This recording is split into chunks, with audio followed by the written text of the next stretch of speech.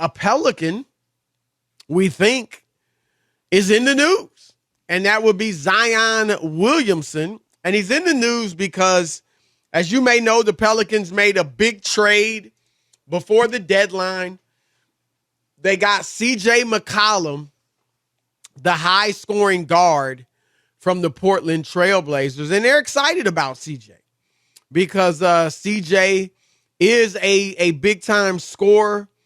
He's a very good player. Never been an all-star, but had he been in the Eastern Conference for most of his career, I do think he would have made some all-star teams.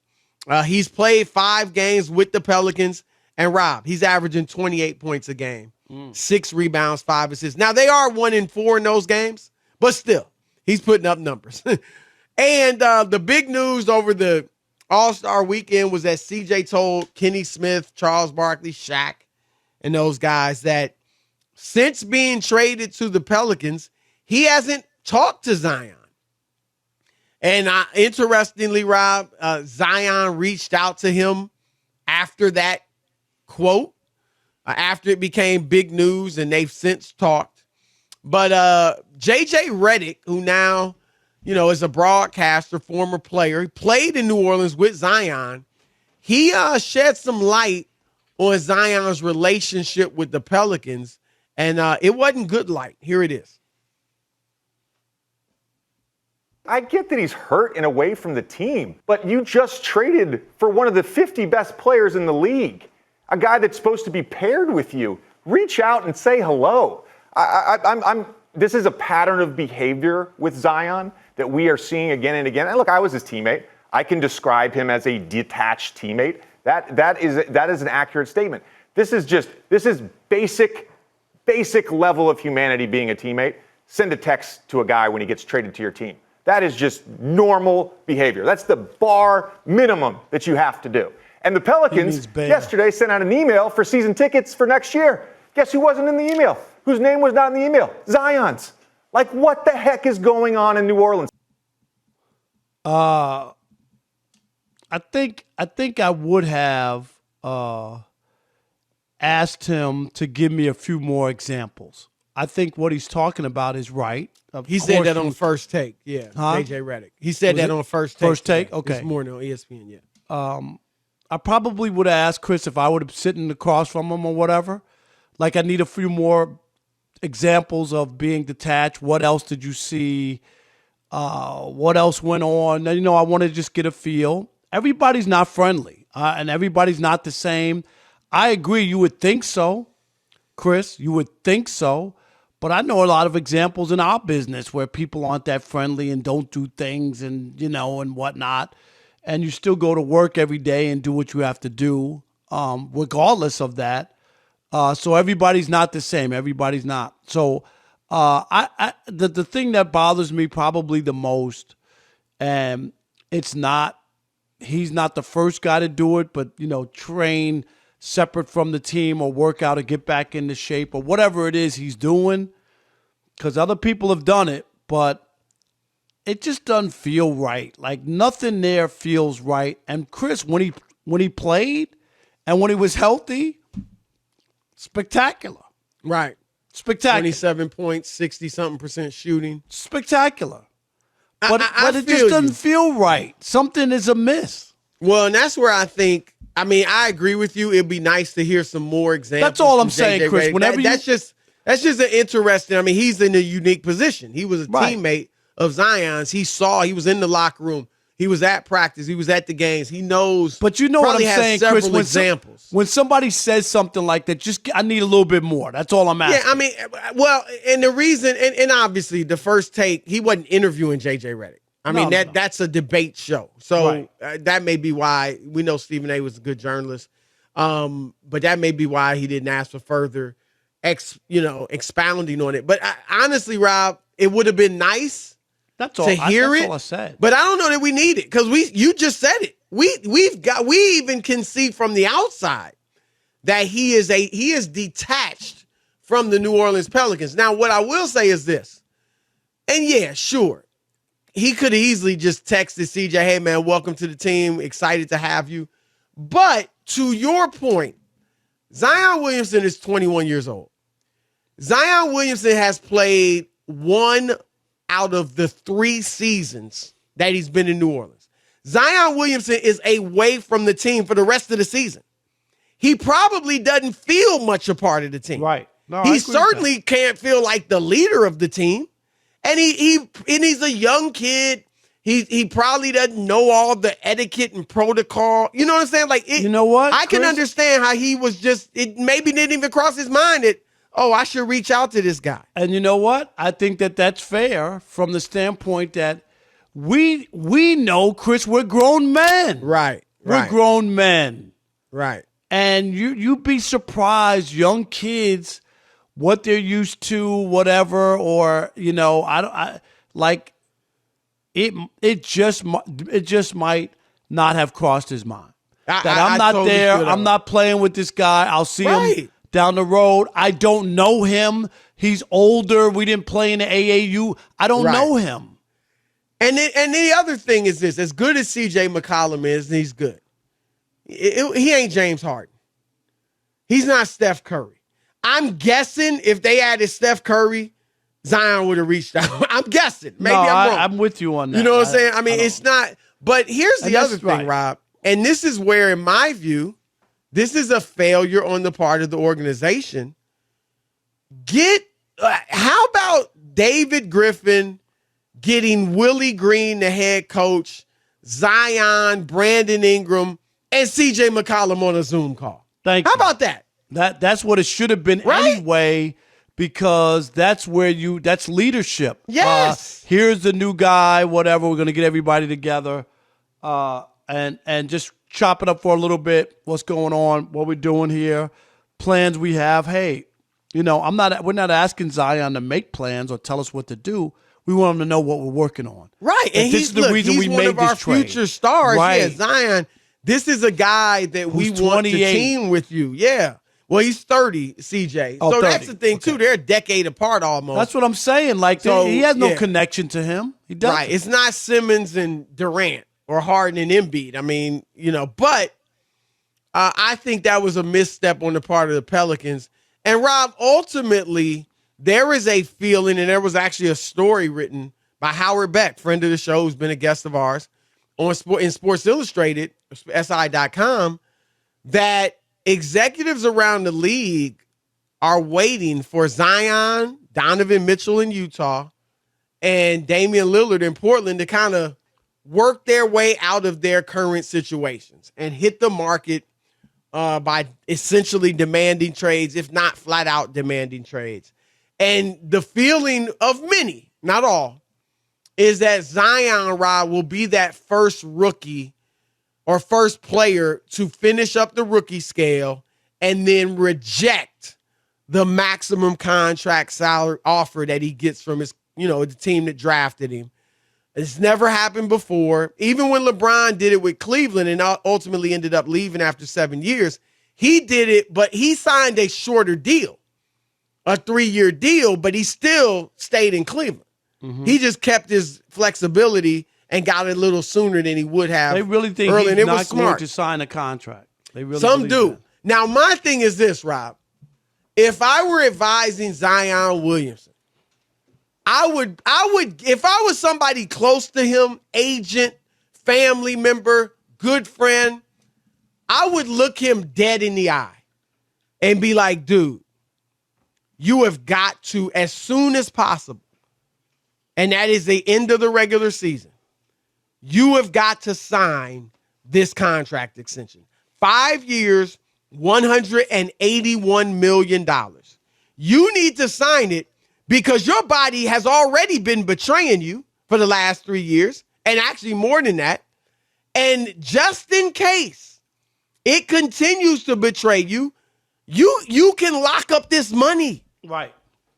If you don't like New Orleans, and I hate to say it, right, because I don't like what Ben Simmons did, and I don't like what Harden's done and all that, but you can work your way out of there.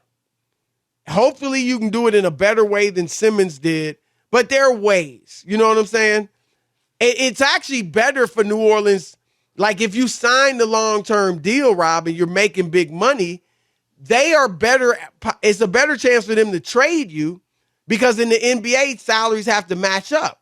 So now if I trade Zion on a max deal, I can get a lot of good players in return or one great player in return. Whereas if he's still on his rookie scale, not making the money, he's making 5, 6, 7 million a year, I can't get the same caliber of player, 12 million, whatever it is.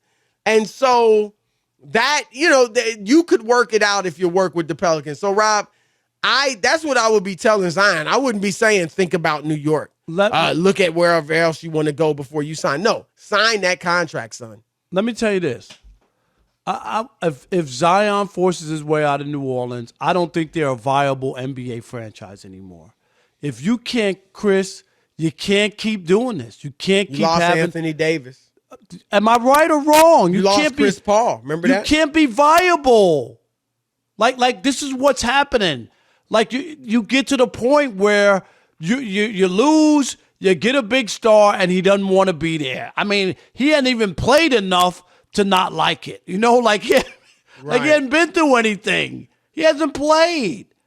And if that happens, how are they viable? Because other people come in and be like, what? He didn't know. Zion didn't want to be there. Like, Anthony Davis didn't want to be there. Why do I want to be there? I hear you. And that is legitimate. The only thing I would say is we have seen, James Harden didn't want to be in Houston. Now he stayed there 10 years, but you know what I mean? He worked his way out. Ben Simmons worked his way out of Philly. I think this is more so a reflection, not on New Orleans. And granted, they don't have the greatest leadership. We know that. And maybe that's where the league needs to step in and get them better leadership. There's something going on. This is more a reflection of players. Anthony Davis wanted to go to LA to play with LeBron. Now Zion, I'm with you. I don't know what is David Griffin. There's talk they haven't hit it off. I've been told that Griff really upset the coaching staff. Understand Van Gundy and that he appeased Zion too much. He never wanted to push him. He wouldn't let them coach him hard. Like he just totally gave in to Zion, and obviously that hadn't worked. And created a monster. Right. That hadn't worked, but. I feel you because what you say is legitimate, but I wouldn't want to bail on that franchise. Yeah, if you keep losing people, top picks, it doesn't make sense to keep getting them. Is what I'm saying. Like that. Right. That keeps setting this franchise back, Chris. Well, Rob, you got two cities, and you got more that will want a team. But Seattle, which was a great market. Yes. And Las Vegas, games which in obviously would be a good market. So what's the other one? Would you say the other one? Las Vegas. Oh. It's just a matter of time. That would be a good market. Right. So, all right, let's go out to the If the A's move there, Chris, it's just a matter of time. Oh, yeah. No doubt. What to do with Zion? What are your thoughts on this situation that's sticky in New Orleans with Zion Williamson? All right, let's kick it off with Jeff in Virginia. You're on the Odd Couple, Fox Sports Radio. What up, Jeff? Hey, guys. Great show as usual. Thank you, buddy. Hey, listen, I lived in New Orleans in the late 70s, and they used to, the guys, they played in the Superdome. That's where they had the Jazz, yeah. They used to move the the lower promenade all the way over to one side. Right. And I watched them leave, and my parents moved to, I'm 54 years old, so I was a young man at this time. But they moved to Houston, and then we watched them leave. And it's really a trip, and it hurts the city. New Orleans is a good town. Oh, it's a great town. Oh, but it's also not everybody's cup of tea, right? Yeah, but he wants to go to New York, right? It looks like is that what it is? Here's Chris? the thing. There's talk, but we'll see. He just gushed over Madison Square Garden when he was there, Rob. Last year. So that made back pages. You know that. But Rob, you got to be careful. Not everybody's built for New York. They will jump on his weight, right? If he's not playing, they'll be critical of him. They'll jump on his weight. The back pages. He better think about that. Count up the cost. It's not for everybody, Chris. Right. Everybody can't play there. I totally agree. Jordan in Atlanta, you're on the Odd Couple Fox Sports Radio. What up, Jordan? How you guys doing? What's up? This Good, is why buddy. you guys are my favorite show. I feel like I've been watching TV all day, and this is the first time I've heard anybody mention the fact that he's a young player. Like, he's only played 3 seasons. And he was really hurt only most of played that one time. of those. Right. I mean, 85. Right. He Well, would you have know- played 85 games in his first 3 years. But Jordan, basically you know one what? season. I'm gonna say this. Chris and we try to be fair and thorough. It's just easy to Right. just attack or jump on somebody. Exactly. Every All time the they don't, you know. You guys do a great job of that, and I love it. Thank you, but, man. like, another thing, it's not too many veterans on that team, so it's not really anybody to teach him the ropes, for real, for real. I think they really only had Steven Adams, I believe. Other than that, I can't really think of anybody else that they had. They did have J.J. Reddick for a little while. And a but clearly mentor he didn't is enjoy very his time. important. A mentor is important for somebody to teach you, Chris, how to be a professional, how to be a man, how to deal with adverse situations. You know, like everybody, you could be 6'8" and ripped and all that, and look like a grown man, but Chris, you might not be. Sam Mitchell was the guy with Kevin Garnett in Minnesota, and he took him under his wing when Garnett came right out of high school and, helped him mature. So that is important, Rob. No doubt. Thanks, Jordan. Appreciate it. How about Mark in Sacramento? Mark. What's going on, gentlemen? He was What's waiting. going on, gentlemen? There we go. What's going on, gentlemen? What's going on, gentlemen? What's up, Mark? How you? He's still Mark playing called cat to and mouse yell with at me. He called to yell at me again. Uh-oh. For something. Chris I is don't know still what. No. Chris is Something. still hurt, Mark. Chris is still hurt. And I love it. Chris, I love it. You know I don't call. It's not personal. It's just, it's Yes. the topic. I It's know. the I'm just topic. messing That's with all. you, man. You know I'm I messing know. with you. I know, man. Real quick on this, and I'm going to plant a seed in you guys' head. I normally don't do this because I know the New York fans, they always want every star from every team Right. that becomes Yeah. a free wants to come to New York. But, man, here's something to think about. If he's healthy, and I think that's part of the problem. I said to you guys 2 years ago, if he didn't get that weight off him, he goes up, and everybody loves that explosiveness of him going up. But, man, that's 280 pounds coming No, I down. totally agree. I totally agree. I totally agree. He was going to have those problems. Well, now you're seeing it. But if he does get it off, it doesn't seem like he really wanted to go to New Orleans. Am I right, Chris? Wasn't there some reports that when he was drafted, he seemed a little disappointed? He wanted to go to New York. He was definitely wanted disappointed. New York. There ain't no doubt about it. Here's something I just thought of. Who's in New York now, right now? Who's the 2 guys in New York right now?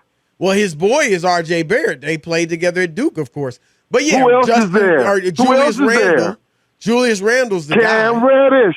Didn't they just you're pick right. up Cam He was Reddish? their teammate too. Yep. Right. Yep. Right. That's his other teammate. So I'm just thinking, if New York, if you want to do it, well, there it is because he played with those guys. So I just thought about it. Those 3 Rob guys. and I do. talk about it all the time. Storylines are great for us. So that would be great. I would love it, Rob, personally, if he went to New York. But It would just be painful for New Orleans. That's all, Chris. But it is a storyline. No, I'd love it if he went there. But we'll see.